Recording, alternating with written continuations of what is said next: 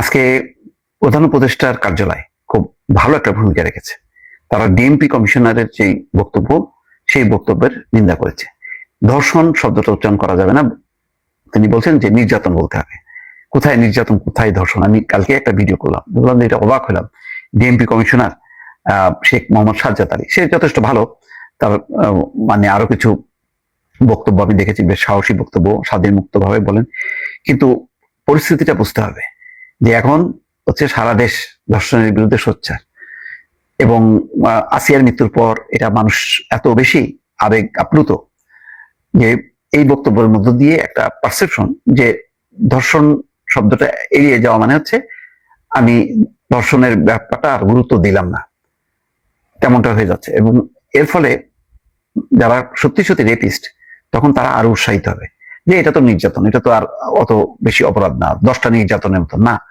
ধর্ষণটা এমনই একটাই, এটা তো মানুষের, নারীর, শিশু, তাদের ইজ্জত সম্ভ্রম হানি শুধু না, জীবন হানির মতন ঘটনা। এই দেখবেন রেপ এবং একই সঙ্গে হচ্ছে হলো মার্ডার। ধর্ষণ এবং ধর্ষণ চেষ্টার সাথে হলো মানে মেরে ফেলা, যাতে সে যে রেপ করলো এই কথাটা প্রকাশ যাতে না হয়, এই জন্য তাকে মেরে ফেলা পর্যন্ত হয়। তাহলে কত বড় মারাত্মক একটা অপরাধ! এক রেপ তো একটা জঘন্য একটা মানে কি বলে আদিম একটা অপরাধ, বর্বরতম একটা অপরাধ, তার সাথে আবার হত্যা যুক্ত হচ্ছে।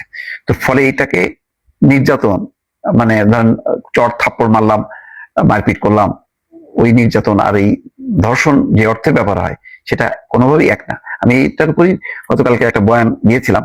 আজকে দেখছি যে প্রধান উপদেষ্টা প্রেস উইং থেকে শেখ সাজ্জাদ আলী ডিএমপি কমিশনার এই বক্তব্যের নিন্দা জানানো হয়েছে। বিবৃতিতে বলা হচ্ছে ধর্ষণ শব্দটি পরিহার নিয়ে ডিএমপি কমিশনার শেখ মোহাম্মদ সাজ্জাদ আলীর করা মন্তব্যের তীব্র নিন্দা জানাচ্ছে প্রধান উপদেষ্টার কার্যালয়। 8 বছর বয়সী বা 80 বছর বয়সী যার সঙ্গেই হোক না কেন ধর্ষণ ধর্ষণই, এমন জঘন্য অপরাধকে অবশ্যই যথাযথভাবে উল্লেখ করতে হবে। বাংলাদেশের কোনো নাগরিকের বিরুদ্ধে কোনো ধরনের সহিংসতা সহ্য করবে না অন্তর্বর্তী সরকার। এটা ভালো একটা বলিষ্ঠ একটা বক্তব্য দিয়েছে প্রধান উপদেষ্টার দপ্তর।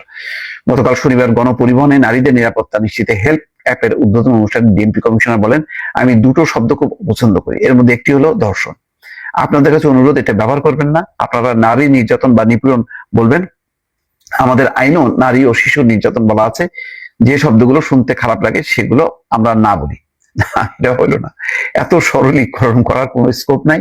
এটা অত্যন্ত একটা সিরিয়াস বিষয়। কেন তিনি এরকম ভাবে বললেন আমি বুঝতে পারছি না।